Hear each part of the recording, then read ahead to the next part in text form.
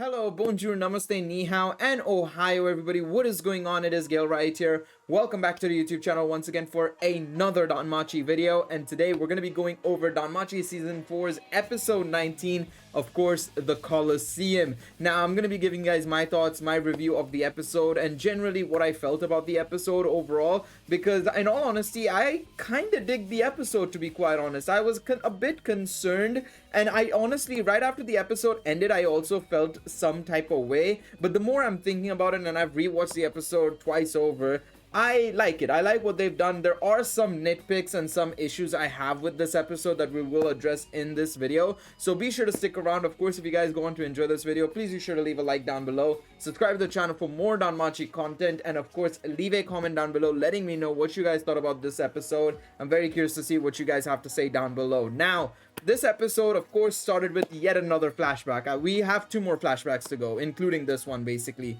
Of course, this episode, we got a Lyra flashback, of course, which is all the Astrea Familia main members done and dusted, basically, right? When it comes to Kaguya, Elise, and Lyra, they're all done now. We've had their moments as well in the flashback sequence. And the next episode is aptly titled Astrea Familia. So we are due to be getting the final flashback sequence in the next episode, of course, showcasing their death, basically, from the Juggernaut, I assume. So it's going to be very interesting to see. But generally speaking, I've been really liking what they've been doing with the flashbacks yet again. The way they've handled dropping it at the start of every episode. I know some people are having issues with the flashback sequences, which I think is stupid, to be quite honest. I think it's a great way to try and showcase Ryu, and especially to anime onlys, right, who haven't been able to read Astrea record, right?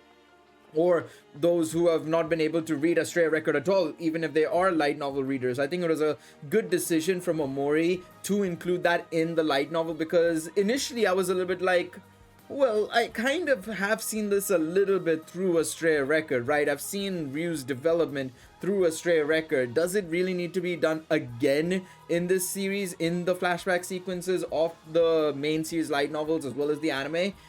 But the more I thought about it, of course, and I spoke to others as well, other Danmachi fans, right? And a lot of them also don't play the game, right? So it made sense for Omori to include this stuff in the light novel and subsequently into the anime. I think it makes sense, right? And it's not as if it's outlasting its stay, right? I think the flashback sequences are quick, snappy. They're basically like 2 to 3 minutes long, and boom, opening, go into the main episode then. So in my personal opinion, I think it's handled extremely well overall when it comes to the flashback sequences, and this episode was no different. Of course, Lyra's teachings, I guess, to Ryu, and of course the way Ryu mentioned that Lyra's taught her how to cheat, to win dirty and stuff like that. So that was also kind of nice as well. Again, you could see the relationship Ryu had with her old familiar members as well, right? And her attitude back then versus now. I think it's very, very cool to see, that transition and that development, even if it is from a flashback sequence into a current present scene.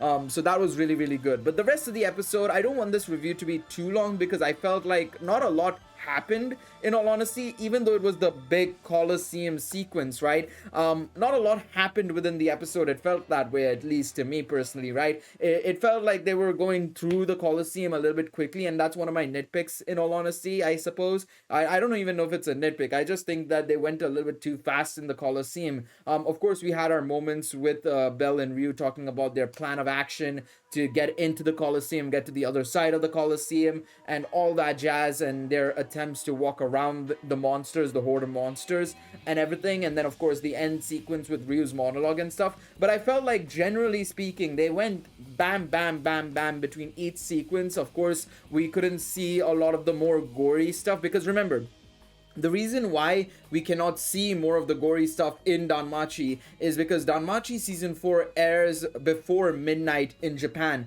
which means it's not really a after dark show, unfortunately, which means it can't do any of these mature R-rated stuff that we would want to see potentially, them lathering the monsters' guts and everything over them, and whatnot. Obviously, at the end of the fight, actually, at the end of the Colosseum sequence in this episode, there's one thing that I feel like they could have done a little bit better, even without the gore and stuff. But we'll get onto that in just a moment, of course, once we get to the end. But stuff like that is, something that was missing in this episode for sure. And again, I don't really blame the directors or the animators or anybody for this, but maybe the production committee for not choosing a post midnight slot for Danmachi. Danmachi's always been in this slot, though. I feel like, if I remember correctly, season 2, season 3, and season 4 have always been in this specific slot. So in all honesty, I couldn't have expected any less here. I feel like Danmachi may need to consider changing it up for future light novels potentially, right?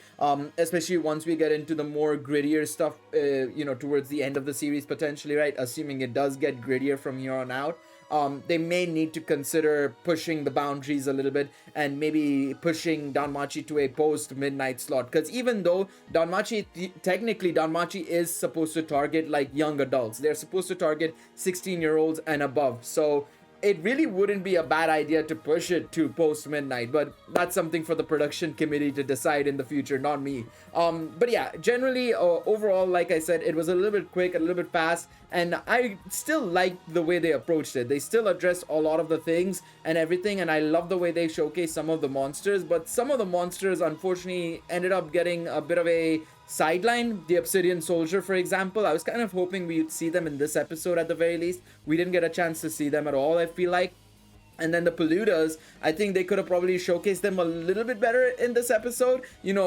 Obviously this light novels and even in the anime last episode, we saw them being sort of like a Gatling gun for poison stings, right? Effectively, like it was a Gatling gun poison sting. And that wasn't showcased in this episode that much, it felt like, even though they were in and around, they were walking just very casually, very lethargically. Obviously at the start it made sense because they had lathered everything around them, they were skull sheep and everything, so the Pollutas didn't really pay too much attention to them. But towards the end, when the action got hotter, see what I did there, hotter, we'll get onto that later on, of course, but when the action got hotter, it should have been more present, I feel like. But again, I wouldn't necessarily say this is a huge concern for me. I think the Obsidian Soldier missing is a little bit more important than the Pollutas, to be quite honest, because we saw what the Pollutas could do in the last episode. I'm okay with them getting a bit of a sideline in this episode. It's kind of like how, they kind of ignored the casting magic or the sort of like the cast time that they take, when they're casting the spell and everything, and the chanting, I should say, sorry, not casting spell, the chanting, they ignore the chanting after it's done once so that there's more time to focus on other stuff, right? So for me, that's what they did with the Polluta, but skipping out on the Obsidian Soldier was a little bit of an L, to be quite honest, just a little bit of an L. But generally, I still loved the aura of the Colosseum. I think they did a fantastic job doing all of that. I like the sound design in this episode as well. I feel like the monsters could have been a little bit better, making it more distinguished between each monster. It felt a little bit generic through and throughout, but still, generally speaking, when it came to the attacks, the rocks, the general environment and everything, I think the sound effects were still pretty darn solid. So for me, I don't have any issue with that.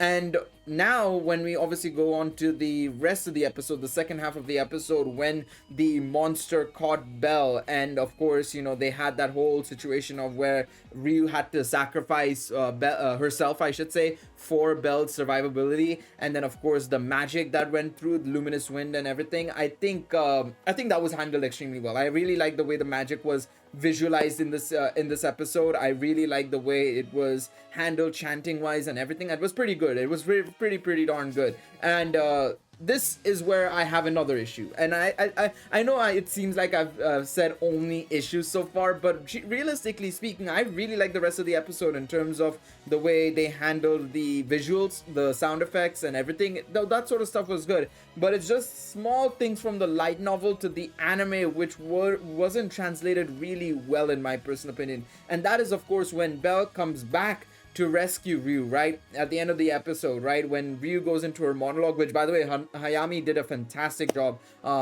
with that monologue. I think it was really darn good. The OST was also pretty darn decent. But when it came to Belle coming in to save Ryu, right? It felt like he got through very easily, which wasn't the case in the light novel, if I recall correctly. He did have to struggle through the horde of enemies in order to get to Ryu and protect her. So that's something I feel like they could have also done a little bit better. And that's something that I mentioned at the start of the video, where yes, gore would have probably made it better, but that specific portion,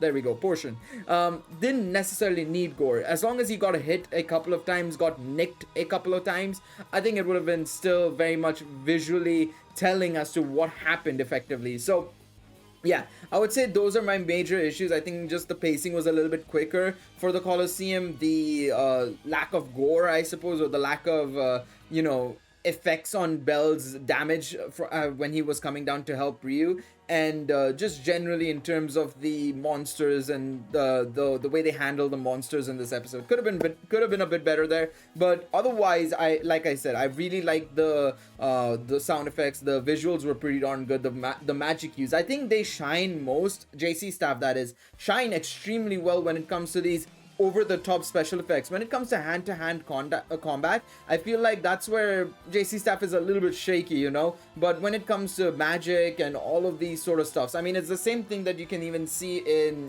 the certain magical series. I feel like the magic effects and the magic visuals for that series is phenomenal, whereas the hand-to-hand combat, while decent in that series as well, is still lacking in comparison to magic. And you can tell it's the same here with Danmachi as well. JC Staff have a good handle over the special effects and stuff like that, but when it comes to hand-to-hand combat and slicing and dicing enemies, that's where they start to struggle a little bit, and they just go into slideshow mode instead. So again, that I guess that's the best JC can do, unless they hire more animators and get some more money. But yeah, it is the only issue I have when it comes to or it's something that I noticed. It's not even an issue realistically speaking, but it's something I've noticed with JC Staff. I feel like now that I'm thinking about it, that's one of the biggest issues I've noticed with JC Staff. But that's all from my end in terms of the episode. I really like the episode. Otherwise, the flashback sequence and the visuals, the sound effects, Ryu's monologue, and a couple of other things were really well handled.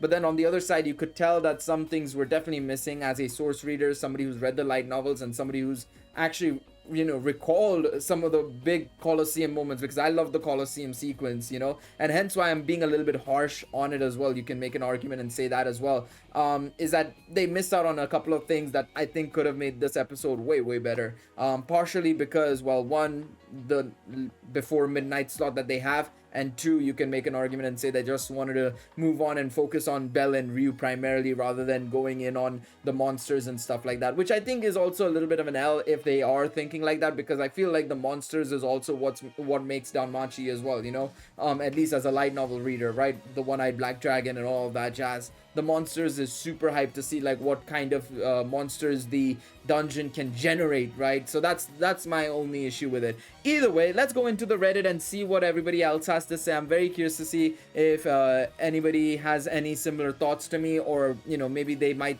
like the episode a little bit more than I did. Very curious to see what I can say. One of the best episodes of this season, maybe part 2, not part 1. I would say part 1 I probably feel like had a couple of better episodes maybe, but I can see it. I mean, generally, if to be quite honest, I think a lot of season 4 outclasses seasons 2 and 3, to be quite honest, and even season 1 to an extent. So it's no difficulty there. It's just that in comparison to season 4, it's a bit hit or miss, I would say. Pure goosebumps. Bless JC Staff for this adaptation. What do we call those that make their ideals reality? Heroes, of course. Bell has been pushed to the absolute limit here, and he's still committed to making his ideal outcome, where he and Ryu survive reality. It won't be given, but he'll take it. Top 5 MC. Yeah, no, absolutely. I think, again, it's really well done the way they've translated Elise and Ryu's conversation in the flashback sequence to the main adaptation, to the main present timeline. Really well done the way they've handled that. I think it's a fantastic job. And again, it showcases Bell's ideals. It showcases Bell's mindset, So again, thumbs up on that for sure. Ryu-san is like River's Bacarina. How can I trigger every death flag possible over and over again? Poor woman is determined to die in this dungeon, and Bell keeps saving her. Feels like she would have figured it out that Bell was gonna well, screw her, you shall not stand moment. I think, yeah, I mean, the thing is, Ryu is Ryu is a broken woman. We know this for a very long time, especially if you have read the light novels and if you've read the Astray Record storyline and just any other storyline in Danmimo. Ryu is a very broken woman and is very willing to sacrifice herself for the greater good, especially when it comes to Belle in this situation or Seer, right? I mean, again, in this episode, you could tell she talked about Elise, Seer, wasting their time saving Ryu, right? She's basically killing her, willing to give herself up and, waste Seer and Elise's time. But obviously, there are only a few set of people that Ryu will do anything for, and Belle is now one of those people. So it makes sense. It makes sense. Okay, let's talk about Arkham Flare. Woo! That's a lot of stuff. That's a lot of stuff. All right, let's see. Make no mistakes, this was one of the best episodes of the season. I'm going to rewatch the episode because I think I was a little surprised watching it. But easily top 3 in the season so far and maybe my top 1. Lambton was such a tight and amazing anime episode that it's hard for me to give this the instant win. That is fair. That is fair. That said, I have a few nitpicks. No, nano picks. Okay, nano picks. As they are in the smallest of criticisms, what they did differently. And I'm so grateful we get an adaptation of the scale and we got a full episode surrounding it. See, okay, before we get into his nano picks, I think one thing we have to also address is the fact that yes, it is a fantastic thing we're getting a Danmachi adaptation, because a lot of series, I mean, you look at Noragami, you look at No Game No Life, where are their sequel seasons? It's non-existent. So the fact that we still get Danmachi anime adaptations says a lot in my personal opinion. It's absolutely cool to see us get a proper anime adaptation, even though it has its flaws, even though it has its issues. Being able to see it in anime format, being able to see these things animated is obviously fantastic. All right. Firstly, like I said in my trailer reaction, okay, so this guy did a trailer reaction apparently, or he might have put a comment in the trailer PV Reddit post. I really think they should have animated them smearing on monster guts. If they didn't want to do the whole thing, at least smear it on their stomachs or something. It's that old show don't tell philosophy. Yes, I agree with the show don't tell philosophy as well. It's greater to see it actually be done rather than tell. But again, it's the same thing of what I said earlier on. It's just that time slot doesn't help them. It's not gonna happen, unfortunately. You told me you were gonna smear yourself in the monster guts from head to toe and then you didn't. It was very jarring. Again, I think them saying it is significant enough, in all honesty. I think it's fine, to be quite honest. Obviously, it would be nicer to actually see them do it. But again, it makes it is an understanding point that as to why they didn't do it. So yeah. Second thing was the Brit scene. They changed a little bit of how it went, but then the books never really said for sure what Ryu was doing when his back was turned to her, so that's fine. The whole point of that sacrifice scene was the immediate pincer attack that would have happened between the connecting bridge forces and the Colosseum forces. And that Ryu literally had a horde of monsters attacking her. She was doing the bare minimum to keep them at bay. She was getting all sliced up. Here she kind of slowly walks after using the last blaze rock. It made it, I don't know, a little bit more mellow. I think that would be the right word. Don't get me wrong, it's still an amazing scene and 98% faithful. I just don't feel the urgency I felt in the book. Maybe that was just me though. Again, the time slot thing. This is something that they could have probably done a little bit better though, for sure. And they could have still shown a sense of urgency. I know a lot of people have this issue with the season as a whole, right? Is yes, it does there is a little bit of desperation, but it never feels like fully desperate, like no light at the end of the tunnel situation. It never feels that way, right? Which I understand for sure, right? There is a little bit of that in a couple of the episodes. I felt that way, but I never felt like there was no despair whatsoever, or it was minimal despair. There definitely was still despair. You're going up against these monsters. You can visually see them with your own two eyes in anime format, that there are still monsters running about her, and she's not really going to be coming out of this completely clean. None of them, but neither of the two are. But yeah, I mean, I understand that's they still could have done that extra bit to potentially showcase it in a much more scarier light, I suppose, right? So yeah. Finally, there was a charge towards the Blaze Rock scene. The scene beforehand, as she's slowly walking her way down the rings and thinks about Belle in pure white, though, was Chef's Kiss.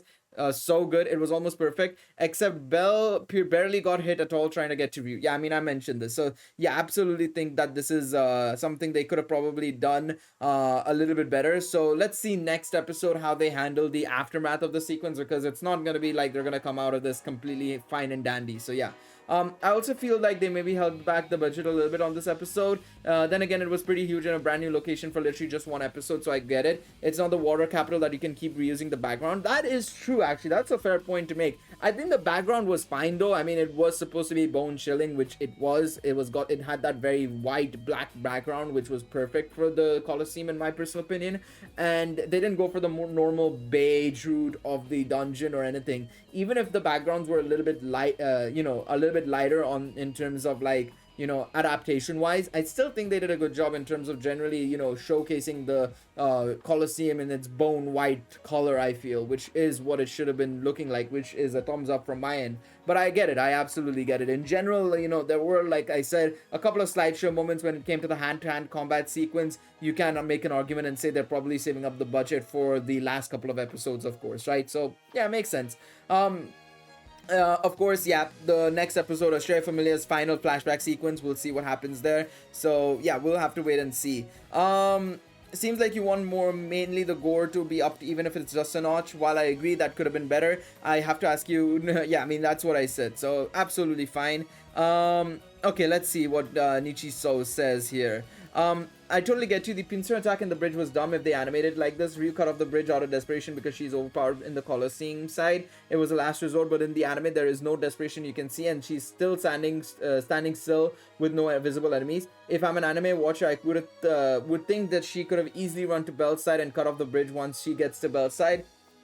Yeah, you could make an argument and say that, but we knew already. Again, this is where I guess they're kind of cutting corners a little bit when they shouldn't necessarily cut corners. But I assume this is their thought process, at least, is you see that there are enemies in the Colosseum. You know that they're fighting. It's not like they've just disappeared into thin air, right? And they mentioned at the start of the episode that they are regenerating consistently. So I don't think, this is a completely fair point, because it all is mentioned at the start of the episode, throughout the episode even. So yeah, but I do agree that yes, it would have been better if they had shown the enemies. It would have added that little bit of urgency, even if they just showed 3 enemies, even, in the background, just while Ryu is cutting off the bridge, just like standing still, maybe, even if they weren't walking towards Ryu. I think that would have made a difference for sure. So yeah, I can see what you're saying here, but I do think that there is also that factor as well. It's weird that they toned down Belle's injuries. It should have been emphasized that Belle is being injured and cut a lot just to save Ryu. That is the heroic scene. Yes, I agree with that. Again, things would probably could have been done a little bit better in that regards, for sure. I still think that the overall hero thing was handled well, just because of the flashback sequence and the monologue that Hayami did and everything. But again, just adding that extra factor, it's just like I don't know why they just don't want to touch that extra factor whenever it comes to the anime. You can make an argument and say that that's something that they're missing, is that X factor, effectively, to showcase it and really double down on the emotion you need to feel, right? Because this is something that a lot of anime do anyways, is like, oh, they try and maybe double down, but sometimes they don't. They just say like, okay, this is the emotion, feel this way, this is how you should feel. But because they don't double down on it, it ends up becoming like, yeah, you made me want to feel this, but it never felt that way. And I think Danmachi is in that same vein, where they want you to double down on the emotion, and well, that's the indication that they want you to have this emotion, I should say, but they never go for the double down. They never go for that, oh, this is how you should feel, right? So that's something I would probably say is a little bit of an issue, arguably. All right, goosebumps with the scene at the end. Awesome, just great job at adapting this part of the novel. Great everything. Luminous Wind looks as great as I wanted it to. The OST Belle being heroic, and Sayori Hayami. I just said Sayami. I just merged her 2 names. The GOAT, of course. Sayori Hayami just blows it out of the park with her interpretation of Ryu. All right. The episode was just about as amazing as I was hoping it to be. The content it covered was awesome, so of course the episode was going to be awesome. They hit the despair and emotional moments just right. My only slight complaint was that there weren't as many monsters shown as screen, but the resurrection scenes and the fact that Loki family wouldn't challenge it still got. So yeah, exactly what I said earlier on. I get this point. I absolutely get this point, but they did cover it up with the they did cover it up with what they mentioned throughout the episode. So for me, that is how I feel personally. I get it. I absolutely do get it. In terms of the sorry, I had to just double check if he hadn't replied somewhere else, because I thought I saw this guy's comment above. But yeah, like I said, I think there are moments where it's like you need to be paying attention to the entire episode to get the entire episode, which can be a good thing and can be a bad thing. It kind of indicates whether or not you were paying attention to the episode, but also it is something that you didn't need to do, realistically speaking, right? And they could have just added a couple of more enemies and it would have been fine, but it is what it is. 10 out of 10 episode. It captures the vibe of a scary and nerve-wracking place in the light novel. Damn, now I wish Omori had gotten involved earlier in seasons like season 2 or at least the Astraeus fight. Absolutely agree. I think Omori has definitely improved Danmachi quite a bit. It has its flaws still, but it's way better than season 2 and 3, so there is an indication of that. Alright, Dusker here, I don't think, okay, you guys can see the whole thing, and you guys can see he's got 0 votes, which is rare, because usually whenever it comes to upvotes on Reddit, is that you automatically get 1, so somebody has been downvoting my guy here. So I want to refresh and just see if there's been anything else here. So somebody's not liked this comment, but let's see what he has to say. With only 4 episodes remaining, I guess I will be very critical. One of the most important scenes leading to the redemption of Ryu, with Bell being the heretical hero who shattered the scale of fate, yet the way JC handled it was mediocre at best. Ooh, harsh. I think it was good. I personally think it was good at best. Which is, you can make an argument and say something that I shouldn't be expecting. I should be trying to go for great and stuff. But I think after the disappointing anime adaptations for Danmachi, I'm taking anything we get, bro. That is something I will say. But alright. One of the most defining elements that's been used to magnify the despair in the dungeon, in the sound design, was disappointing in this episode. Monsters' growls were very generic and indistinctive. The deadly sound reverberation was nothing serious compared to when they first dropped off in episode 11. The visual was a mixed bag for me. Monsters' movements were very rigid in a lot of frames that make them simply look like standstill targets. Even the way monsters kill each other doesn't look impactful. Okay, let's address this point first and foremost. I agree with the monster growls and the sound reverberation. I think it was a little bit lacking in this episode. Maybe they could have made it a little bit more distinct at least, and it would have been better.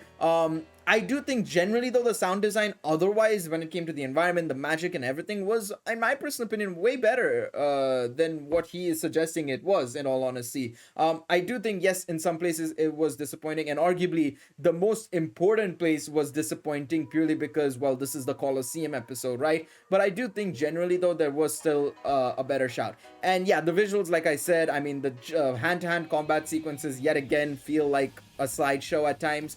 But when it came to the magic, it was handled well, in my opinion. I mean, he says it here. Kudos to the beautiful firebolts, luminous wind, and monster spawning from below. Yeah, some of the effects were really, really well handled here. But yeah, the Peluda was depicted as a... Okay, yeah, this is something I mentioned at the start. But yeah, I mean... in my personal opinion, yes, I agree that they could have done a little bit better with all the monsters. Specifically, he mentions it here, the Obsidian Soldier. But I don't have an issue with the Spartois, as well as the Peluda, to be quite honest. My main issue is the Obsidian Soldier. That's it. Ryu's internal monologue, even with Sayori's voicing, was not enough. No new OST or even the right BGM to invoke my emotions. I disagree with that. I think that's a little harsh. I disagree with that. I think Ryu's internal monologue, for me personally, was well done.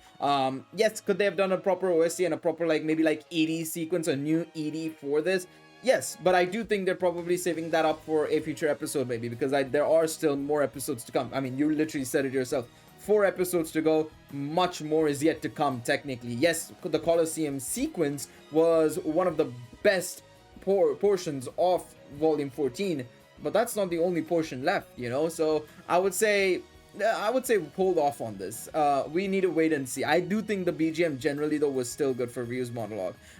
So yeah, the sound wasn't delivered, the visual flip-flop, the emotion not hitting peak. That honestly is what I felt without any biases. Maybe this episode wasn't that disappointing like my rant suggested, but the sinking feeling of so this is the best JC can do just hurt. Well, I mean, you said it yourself that JC can do better. So, I mean, I don't think this is a fair point. I just think that you were expecting more from this episode, which is absolutely fine. I've been more critical about this episode because I wanted more from this episode. I love the Colosseum sequence as well, but you said it yourself. JC can do better with the sound design, with the visuals at times as well, right? Of course, some parts of the visuals have been a common feature in any series JC has done, specifically the hand-to-hand stuff. But the OST, the sound design, and all of that jazz is usually where JC can do a really good job. So for me, I can understand it being a bit disappointing, and you said it yourself. It wasn't as disappointing like his rant suggested, and he understands that potentially. But I would say that this isn't this is the best JC can do. Maybe, yes, maybe it was a misstep, and maybe you could say that JC didn't give the justice this episode deserved, but that's a different point altogether. So yeah, let me know what you guys thought down below in the comments. I'm very curious to see what you guys have to say down below about Danmachi season 4 episode 19. Of course, if you guys went on to enjoy this video, please be sure to leave a like down below, subscribe to the channel, and I will see you guys next time. Bye bye everybody.